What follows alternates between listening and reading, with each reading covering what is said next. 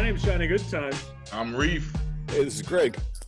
And I'm John. we are excited to have our guest tonight. Please welcome to the program, Undertaker John, a.k.a. better known John Barnes. John, welcome. Hi, guys. Hope everybody's safe. Yeah, he's on the moon.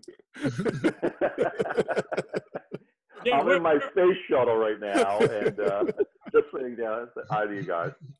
Where are you, John? I am in beautiful North Wildwood right now, just enjoying a weekend away. Nice. Oh, it's going to be a beautiful weekend for it. Yeah. It is, yes. Yeah. Are you enjoying a weekend away from total chaos? Yeah, it is a little bit insane right now in the Philadelphia, in the big city. It's very insane. Not as bad as New York, not overwhelmed. We don't have the population density and the crowds that they do and the subway system. But Philadelphia is a hot spot right now for COVID-19 deaths. Yeah. And so, again, like, you are an undertaker, and, I think we'll touch both on what your job regularly is, but right now, how has your life changed in the last 6 weeks? Overwhelming, to say the least. It's our business model has changed. I don't know if you guys would know this, even in the state of New Jersey right now, even if you pass away from cancer or just old age, you can't have a traditional funeral any longer. There's no longer viewings allowed, and public funerals are not permitted any longer. It's a Jersey state rule that just came out this week. So if you do die in New Jersey, you cannot have a traditional funeral. And now in Pennsylvania, right across the bridge, you can, but in New Jersey, it's very different. So that's a big change. People are choosing cremation or immediate burial. What do you mean when you say you can't have a traditional funeral? You mean there just can't be people, or only the family? Correct. What does that mean? No viewings, no open casket viewings. Okay. Now, are you from the area, and what's your background in where you experience funerals? Because Philadelphia is different than New York, which is different than Chicago, which is different than California. How about you guys? What are you accustomed to? I'm from West Philly, so my family's mostly Baptist. So it was, big whole thing with the church singing, and then we, do the procession, and then the repast afterwards. It's a whole day. Exactly. And I'm sure there's funeral homes on many blocks and many street corners in West Philly. So just like Northeast Philly, just like South Philly, just like Broad Street. No longer are traditional funerals allowed in New Jersey. In Pennsylvania, they still are, though. So you could still have a church service and a repast, but for 10 people maximum in Pennsylvania. So that's really changed the dynamic of funeral service. So you basically have to invite the 10 closest family members, and that's all. Wow. Yeah. So how do you guys adjust? Like, what's your, what's something you're doing now that you didn't even think about 2 months ago?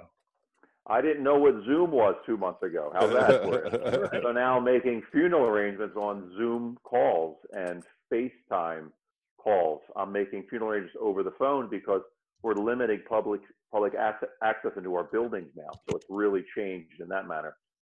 Technology's taken over in funeral service. We're a traditional neighborhood funeral home, and now we're not having that interpersonal experience that you're used to.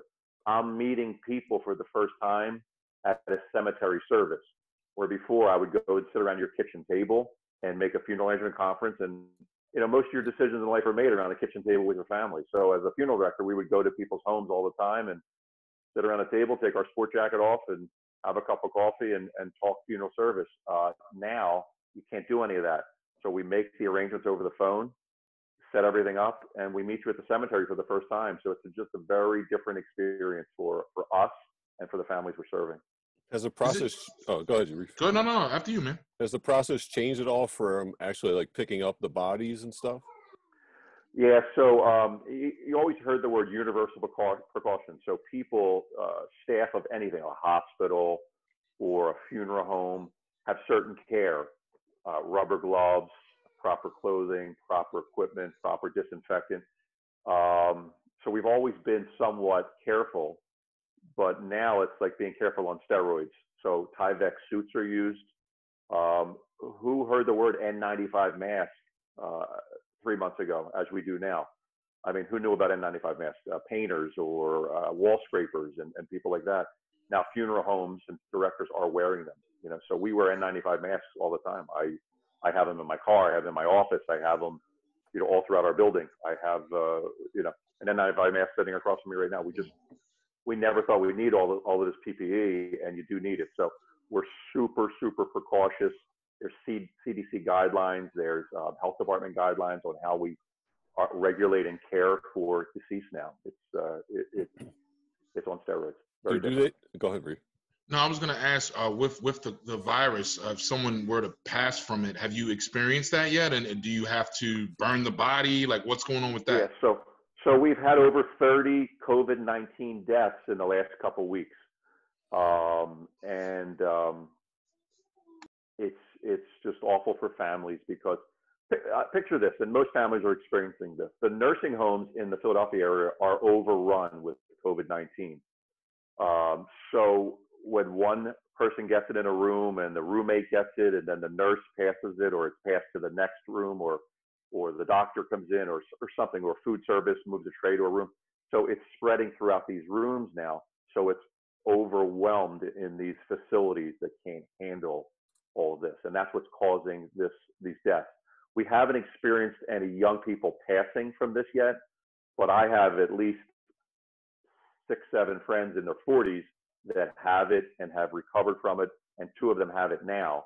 So you see it's rampant. It really is rampant. Do they think the bodies are contagious after they've passed? They really don't know. And we treat every person we handle now and care for, we do treat them as they're COVID-19 positive, because you just don't know. You don't know if a family member walked into the room and had it. You don't know if a doctor had it and came in contact with a patient. We just don't know. Not everyone's tested for it. You're only tested, obviously, here on the news. You're only tested if you have symptoms. So not every person is tested for it. We're just assuming everyone has it. So we're caring for everyone in the same manner. So once we do take that person into our care, the CDC and the health department are requiring that you use 2 pouches or body bags. So you're using 2 body bags in transportation of people now, in case there are the virus is on that person or inside that person. So that's a change. We never used the word body bags before. We used sterile white sheets to care for people and wrap them. Now you have to use these white mortuary body bags. Have you guys thought about shutting it down until this is over? That's not an option for you guys. No, it's really not an option. We're a small family neighborhood business that we've been in business for. One of our firms has been in business for 103 years. The other one's been 140 years.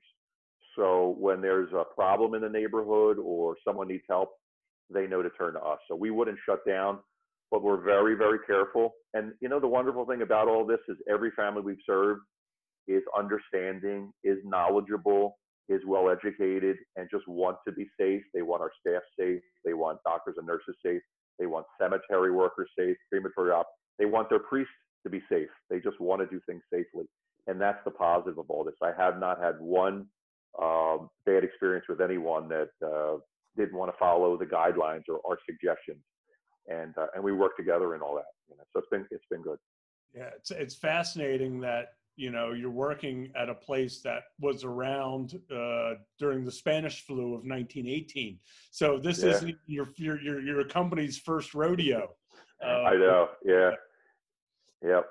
But yeah, I mean, I think that people, I think that you guys deserve respect in terms of, putting yourselves on the line. I totally, appreciate all the love for first responders and so forth. And I'm glad that that's being recognized. But I think you guys deserve a certain amount of recognition because you're putting yourselves into danger as well. Yeah, they're calling us the last responders. So I'll play on the word. Wow. And Governor Wolf has been good to funeral service. He did, name us essential businesses and industries so we could still care for people. and the president and elected officials have given props to funeral homes and funeral directors for the great jobs they've been doing. So yeah, it's been an experience, a learning experience.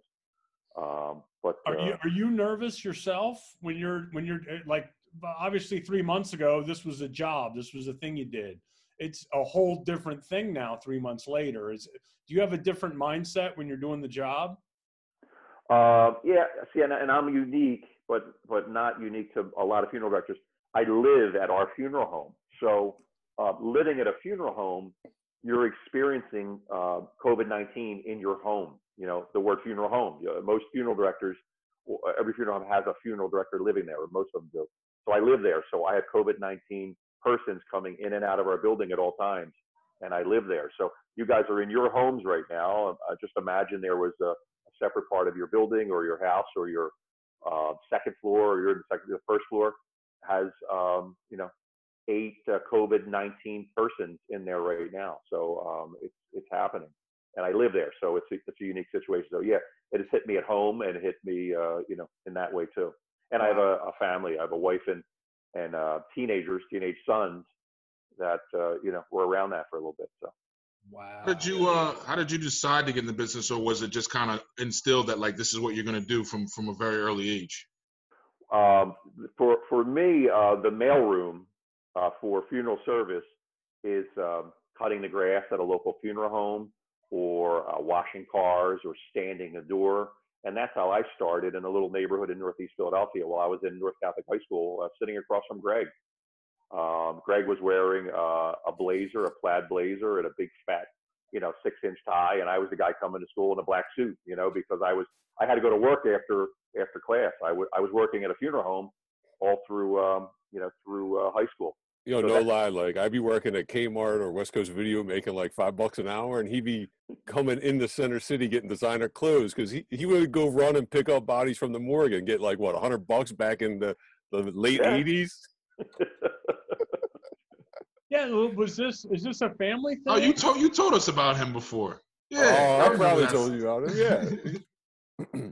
Yeah. No, I like to say I'm first generation, and I was blessed enough to partner with a firm that been around 140 years. So I'm first generation. I started for a funeral director in the Bridesburg section, Betty Slabinski. Betty and her son Joe had a wonderful, long-time established business there. So I learned from the best. I learned from Betty, who was a great woman in funeral service and a neighborhood icon and a businesswoman. And she took me under her wing with her son, and I started working there right out of high school. So I grew up a section over from Greg. Greg grew up in Juniata. I grew up in Frankford. So times were tough back then, and to find a career and a job and something that fit for me, it's been a blessing. I never sold newspapers. I never sold pretzels on a corner. I washed cars. I scrubbed. You watched limousines. I watched limousines. Yeah. So I got 3 limousines. Greg, did you go in a limousine with me to prom or no? Yeah, I did, but it's a funeral limousine. It wasn't a stretch one. It was like one for the family to ride. Lots of headroom. Now, John, this is kind of an off-kilter question, but like, I'm not scared of much, but I don't mess with, the dead, man. How do you put stuff like that out of your mind? Or you just so like you've been around it so long that nothing spooks you? Because I would swear I'd be hearing noises at night and shit like that. Right? People creeping around.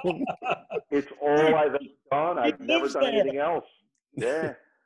My wife always tells a story that I was at a wedding at Romano's Caterers in Juniata, many years ago, and I had to leave the wedding. A hearse came and picked me up from the wedding. We ran to someone's home, took someone into our care, and the hearse dropped me back off at the wedding. Like, that's all I've ever done. I'm 24 hours a day, 7 days a week funeral service. That's the nature of our business. We're always around. We're like the old doctor's offices. Remember when I was a young kid, I would go to my family doctor, and it was in the basement of his home. Yeah. And I live at the store. So the day that we purchased the funeral home, my doorbell rang, and it was my first experience with the doorbell rang, and it was a grieving family that said we need help, and I brought them into the home, and since it's 15 years I've owned the funeral home, and since then it's That's all we've done. So I mean, some of us are lucky. We go on vacation every now and then. You're looking at his vacation.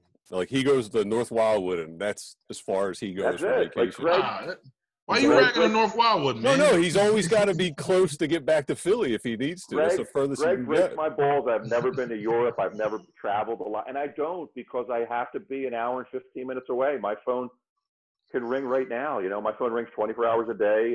You know, people who pass away, there's no time on that. It's just a matter of when it happens. And with COVID-19, it's happening a lot more than most. Most funeral homes in Philadelphia are overwhelmed right now with volume and numbers, more than you see on television and things. So are you saying it's more than a good flu season? You're more overwhelmed than the traditional flu season? You see the statistics. The 2019 or 2018 flu, more people died in the last 3 weeks than the entire 2018 flu. I think is the statistic right now. Yeah, this is very scary. It really is very scary for the future for us, for Philadelphians and the country. It's frightening. Yeah. Go ahead, Johnny.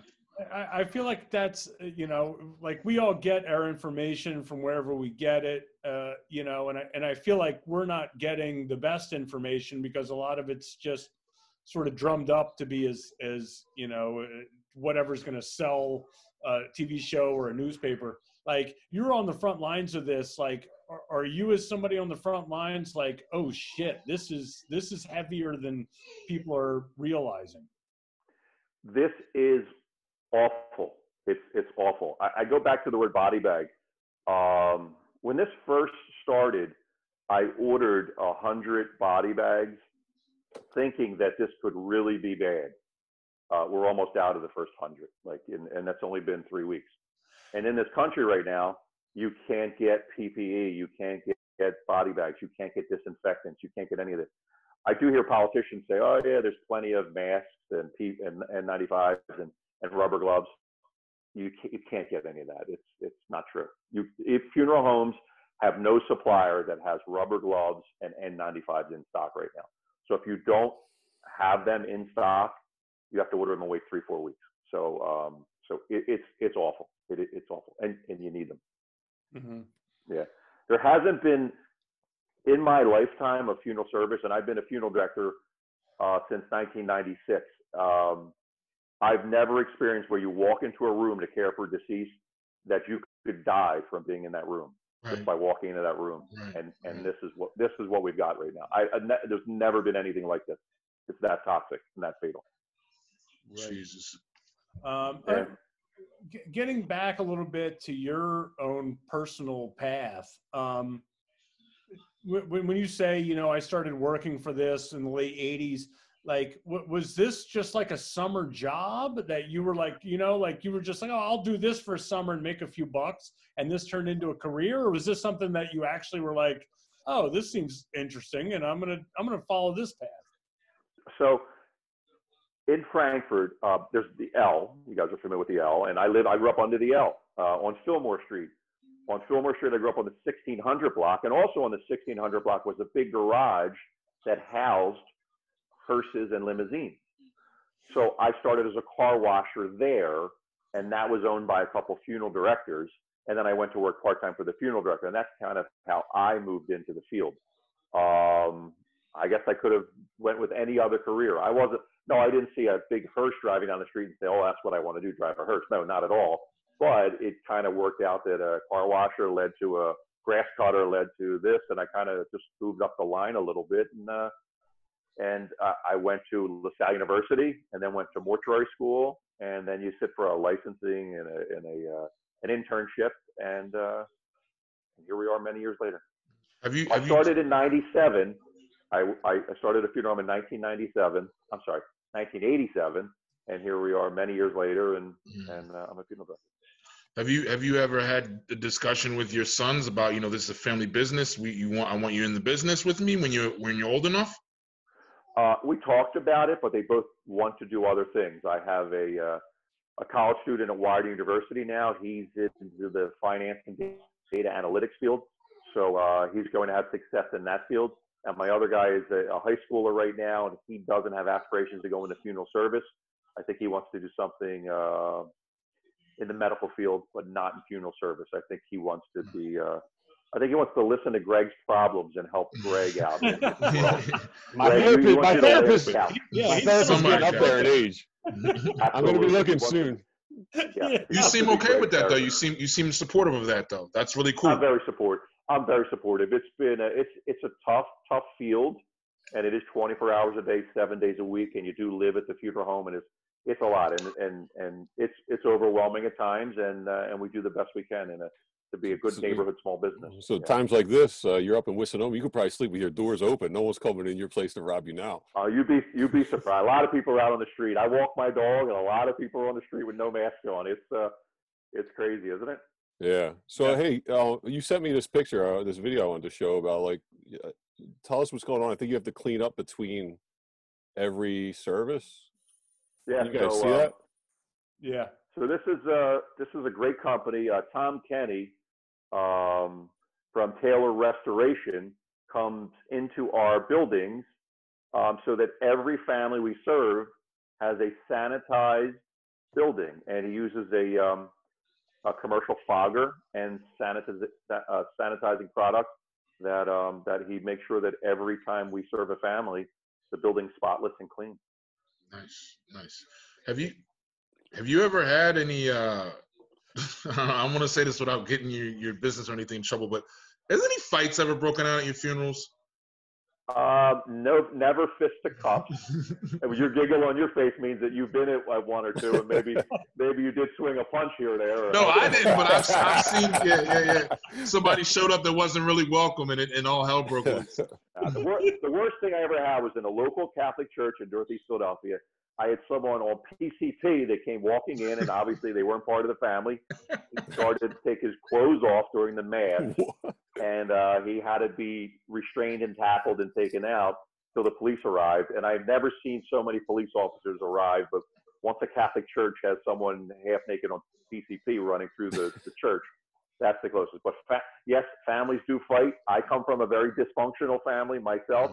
Families do fight. There are arguments. I've never seen fisticuffs yet. A lot of threats of it, but usually at a funeral service, everyone does remain calm and they understand they're there for their mom or dad or grandparents. Right. It's the leading up to it where the threats are made, right? Like, yeah. Oh yeah. If he comes, I'm going to do this or I'm going to do that. But they're all pussycats when the time comes. They're there for the right reason and they're pretty good. So no, I don't have any crazy fight stories. Yeah. Do you have any crazy stories? I mean, no, you know what? I don't. I'm going to bore you with this. He's got crazy stories from high school, I'm sure. Yeah. I'll tell you crazy high school stories. But no, I always tell this story too, and it'll kind of put a damper on the humor of this. Is that when I was in mortuary school, mortuary college in Allentown, one of our instructors told us a story of a local funeral director that his best friend, they played high school basketball together. They went to college together. They stayed in the same small town, and they both got married and did their own thing. And one was a funeral director, and one was a programmer or something like that. So the programmer's wife passed away from cancer. So instead of calling his best friend, he called another funeral home to handle his wife's funeral. And he said to maybe a month later, they were out to dinner together, the funeral director and his buddy who had just lost his wife, and he said, hey, Jimmy, why didn't you call me to handle and care for your wife? And he said, hey, Joe, you've been telling these crazy stories about this person and that person and this fight and what this woman looked like and this dead body. And he said, I just couldn't have my wife being one of those stories at some point while you're having drinks out. So I don't have any crazy stories to tell. I won't kiss and tell. I don't tell any crazy stories about my business. Maybe someday in my book, I probably have 100 stories to tell, but I'm kidding. I'm ghostwriting that one. No crazy stories. No, nothing crazy. No.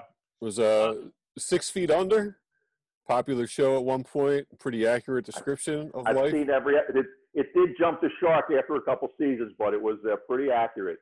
It was pretty cool seeing the folks living in a funeral home. Like, how cool was that they showed how they live and they adapt and they work, and that it's just an American family just trying to pay a mortgage and work hard and make ends meet and provide for community. And sometimes it's tough. It is. You talk about, you've obviously been married for a long time. You got a couple kids, but when you were first starting out, like if you went to the bar and somebody said, what do you do? What do you do for a living? And you said, I run a funeral home. Was that like something that girls were like into, or was that something that was like, whoa, this is. Here's the joke when you're in a bar is that, you could say to someone, and we do it a lot. We'll be joking with people we meet or something. Say, hey, I can guess what you do for a living. Well, no one ever guessed. I could say to the people next to me, hey, I'll buy you drinks all night long if you can guess what I do, and nobody says, oh, he's an Undertaker. It's just not that field. So the cool thing is I have some very good friends that are funeral directors. So we golf together, we vacation together, we party together. So so we do have a good core of people, young guys my age. That's where all the good stories are. That's yeah. You're gonna have to hide out in the trees during one of their golf matches to get the scoop. Meet me at O'Neill's. I'll see you at O'Neill's in about when the regulations being lifted. I think next week, maybe 18 months. Yeah. Right. Now that's got to be a group. Are you guys completely out of control together as a group? You're looking at death every day. When you get together and hang out, is it wild? And we talking hangovers and we're too busy bartering PPE right now. So hey, can you give me 2 N95s and I'll give you 400 rubber gloves. I only have size small because that's the only thing you could get, but I have extra large hands, so it's like, well, that's all I got. So we're bartering a lot. No, I mean we're communicating a lot, just trying to help each other out and do what we can to stay safe. And that's the crazy. Honestly, John, what do you do? What do you guys do when the supplies run out? It sounds like it's getting there. It's getting there. I don't know how we'll cross that bridge when we get there. So right now, New York City has run out of like everything. Like you can't get anything there. The crematories in those areas are overwhelmed right now because they just can't keep up with the volume. If you cremated a person every few hours around the clock, you can't keep up with the volume of New York. So that's what's causing a lot of issues. You see the trailers on television. You've seen the trailers backing up to this hospital and all that. It's all true. Our staff goes into the trailers and takes people into our care. The Philadelphia Medical Examiner's Office has a lot of cases now as well. It's tough. Is there any talk of you guys going up north to help out what's happening in New York if they get any more overrun? New York has asked Philadelphia and Pennsylvania crematories to help them. They can't because they're already handling their own funeral home accounts, so to speak. So you guys might not know this. So there are a few crematories in Philadelphia, and many funeral homes utilize that crematory. I don't have a crematory on my premises, but so we utilize a subcontracting service that performs the cremations. So you got to figure. So there's a crematory on Hunting Park Avenue in like 24th and Hunting Park, and they may have 75 funeral homes that they're doing services for the cremation aspect. So just do that math alone and you see the volume of what's happening. And that's not just on the COVID-19 cases. You have to remember people are still dying from old age and car accidents and overdoses. Philadelphia, the overdoses in Philadelphia, you know those numbers just from reading the news. Cancer, all that. So not only do you still have the deaths that were occurring anyway, now they're compounded by COVID-19. Is that something too, like that has to have been a pretty major change in your business, I would think, in the last 10 to 15 years is, and not to bring it down too much, but, like with the overdosing, that has to have been a radical change in your business over the last decade, right? Absolutely. Absolutely. The last few years have been just awful for families. The difference I've seen, though, the COVID-19 deaths that I've experienced are in the elderly and the older. Right. And It's been the nursing homes that have been contributing to that. The overdose deaths are kids, all kids, my son's age, my son's friend's age, families we know, kids we know, people my son's played soccer with. They're, it's a younger death rate, there. Right. How do you separate that? Like when you see a kid that you know or watch grow up, or coming into your home, how do you put your emotions aside and just do the work? I always look at it for me.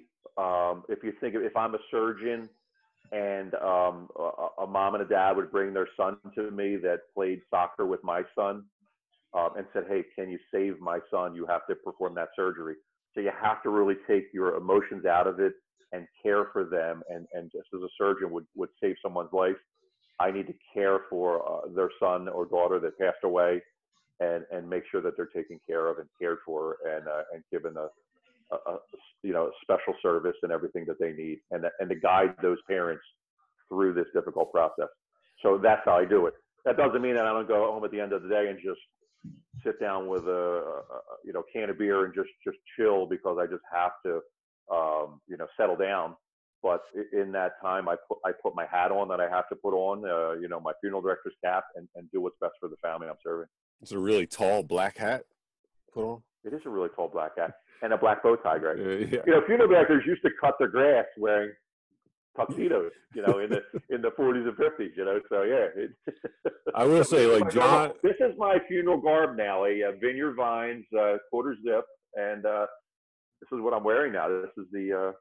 I've been making my funeral arrangements just in this kind of outfit. No more black suits. Right. John he's a consummate professional. You've worked with some of our classmates he's had to work on, and he did a family member for me way back in the day before cell phones and everything were around. And whenever I had to track down John, my grandma would always have his number because he did a relative of ours, and she was like, "He's so good. When I go, I want him to be handling me." True story. She still has your number written in her book. That's great. I guess it's a compliment. I am in so many people's phones right now as a funeral director, and I don't know. They call and I get a lot of texts. I'll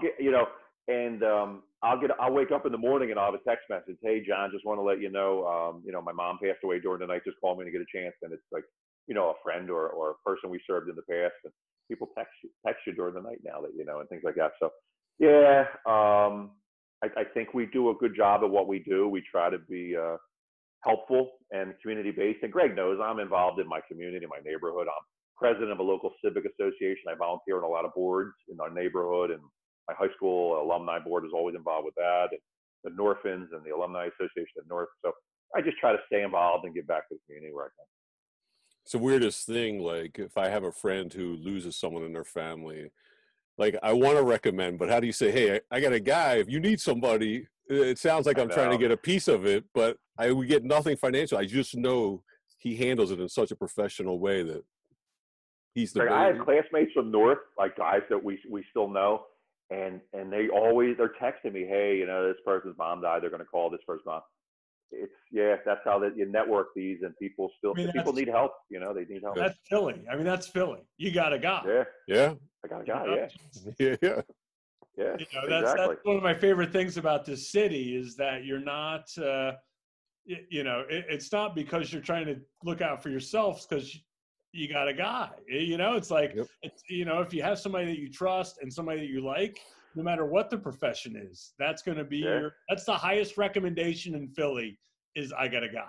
Hey, John, I'm not even kidding. If you need gloves, I got a guy. He's 2 blocks away. He's always got them. Yeah. Oh, yeah. What's the price on him right now, Greg? We'll talk. He's a buddy. Right. Greg will be the middleman. Yeah. Now, how about you guys? How are you coping with COVID-19? How have your worlds changed? I drink way more at home than I've ever done. Yeah, I got young kids, so I'm more concerned about them. I can handle this, but it's sad to see like their worlds be disrupted the way that it is, and then not be able to go to playgrounds or see their friends. That's what kills me every day. I'm holding up, but when I think about that or see them like confused as to why they just can't, go do things that they're used to doing, that's where I get really sad. Are they in school? Are they school age? Yeah, I have a 5-year-old, and then my oldest is 9. He's nonverbal autistic, so routine. His at-home therapy stopped. You know what I mean? Just things that Yeah. Oh, yeah. it's just awful in that regard. But then I think about people like yourself, family members that are and friends that are nurses that are on the front lines of this thing, and me sitting at home watching Netflix and going crazy because I can't go out and do things. That's one thing, but I'm not in the war, so to speak. You know what I mean? So that's why I'm grateful, because I wouldn't know what to do. Yeah. Oh, yeah. You know what drives me nuts is that, you look at social media and someone says, oh, my God, I haven't had my nails done in 3 weeks. And I got to get I can't believe my ends. And what am I going to do? Yeah. And they're the worst. Those people are the worst. Yeah. And I'm like, I could tell you 40 nurses that are walking around with medical waste on their face because they can't get an N95 mask, hoping to live the next day. Like, people say to me, like, hey, what do you foresee? I said, I just want to live to see next year personally. You know what I mean? So that's my goal. So, and parents get upset about kids not being in school or when you're going to get back to school. I hope we all live, man. Yeah. Take it from me. Like somebody put on Facebook, if baseball season started, next week for kids, would you send your son or daughter to go play Little League sports? And everyone's like, yeah, I'm sending my child to play Little League sports. I'm sending my child. And all I said was, take it from me, you don't want to be around Little League sports right now. You just don't. There's no reason for it. I know all these parents think that their kids are going to have college scholarships and playing in the pros. I know they all are. But you know what? The reality of it is none of them are. And maybe just chill. It's okay. It's okay to just chill with your child for a couple months. It's great. Home time's not that bad, is it? After all, to be home with your family. So. Right. Yeah. It's a different learning experience. I mean, it's, and it is tough. I have a 6-year-old and, he's ready to do something. And it's like, we can't do anything. Like, can't go anywhere. We can't really do much of anything. And he's like, well, I'm bored. And it's like, well, we gotta get through this, and then we can do something fun. But right now it's, every day you wake up, every day that you wake up and you're not sick, hey, look, count your blessings. You know? Right. Yep. Exactly. This too shall pass. You know what I mean? Yep. I posted on Facebook today. I was in a cemetery today.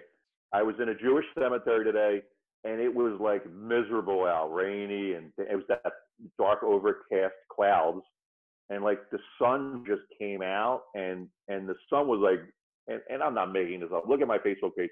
There's a picture of a tombstone with an Eagles logo and a Phillies logo on the tombstone, and the sun's like hitting it, and I'm thinking, it's going to get bright again. Like as gloomy as it is, it'll get better. It'll be bright again, and I see that happen. There is light at the end of this tunnel. I hate to use that phrase, but it's there, and maybe it's in a few months, or maybe it's a little bit in a couple weeks, or maybe it's next year. I don't know. But great piece of advice. Why rush? Great piece of advice I heard was like every day we're one step closer to the end of this. So yeah.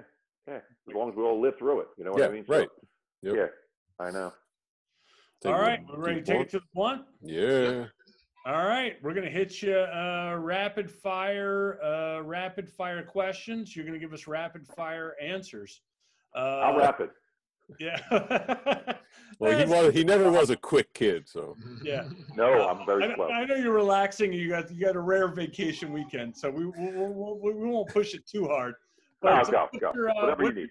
What's your drink of choice? This is a Philadelphia special, a Yards Pale Ale. Nice. Yards.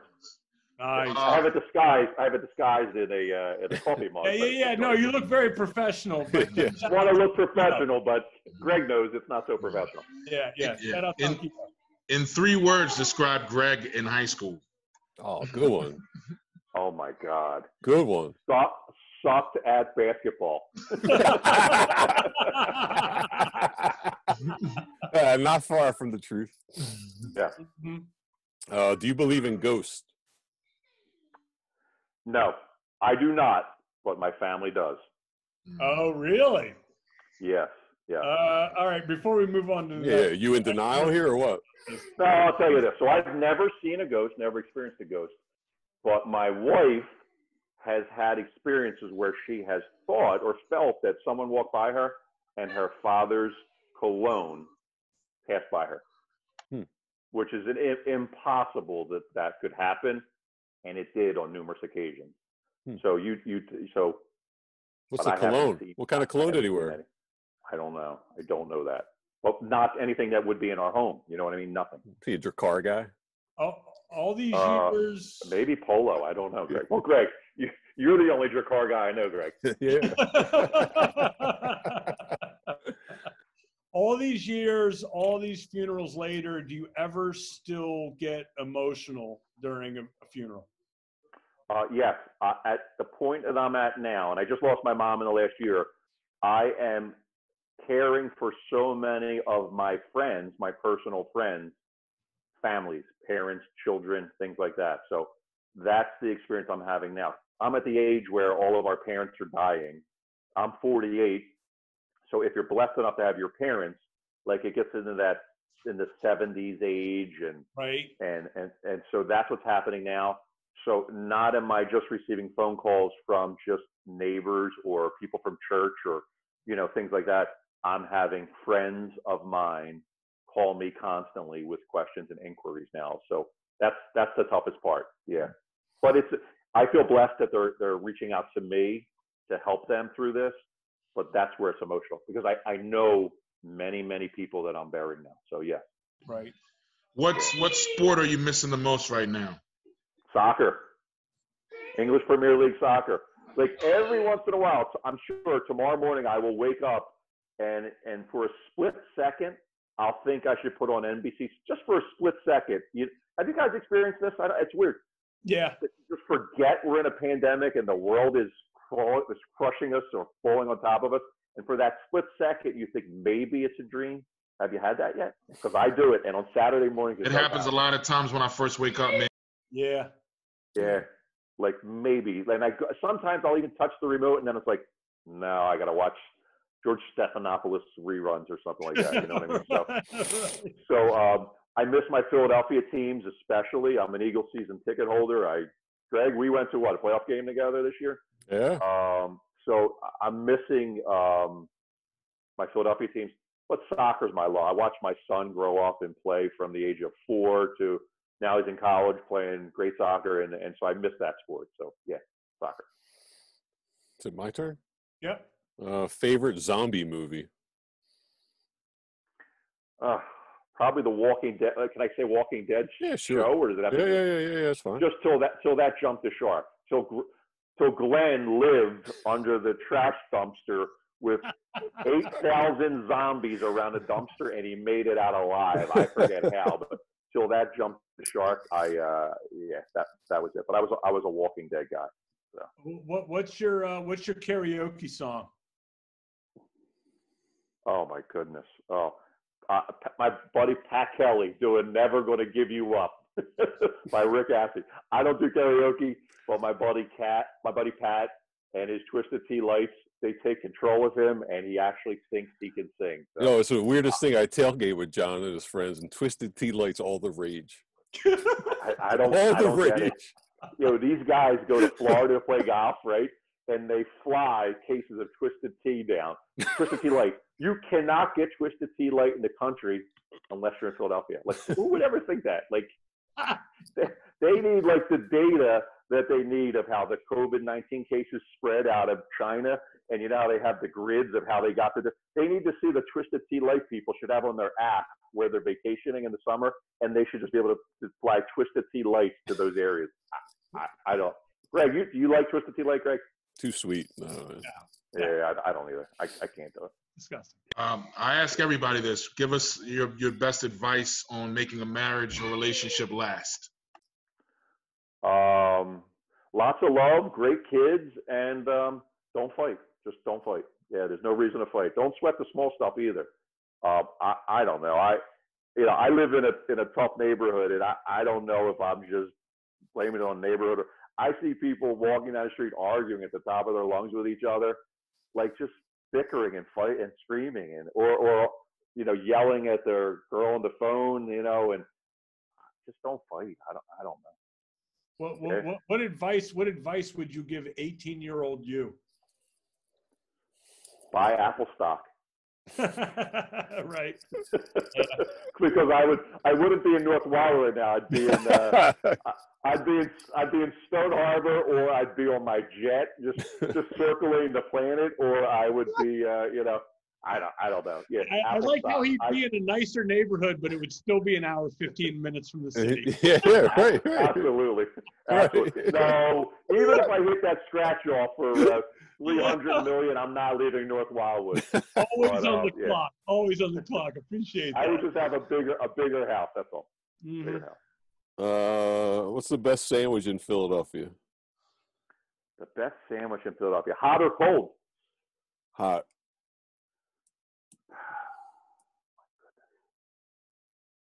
Joe's Steaks, Carsdale Avenue, American without, with the buffalo chicken fries on the side, with extra chicken and extra blue cheese. Sorry, I got to do both. Damn, that sounds good. Oh, wait. Yeah. I want to know. Best cold. Best cold. Best hoagie. Linden Market has a wonderful hoagie there, and Jack's Place, Tacony, makes the best Italian hoagie in the city.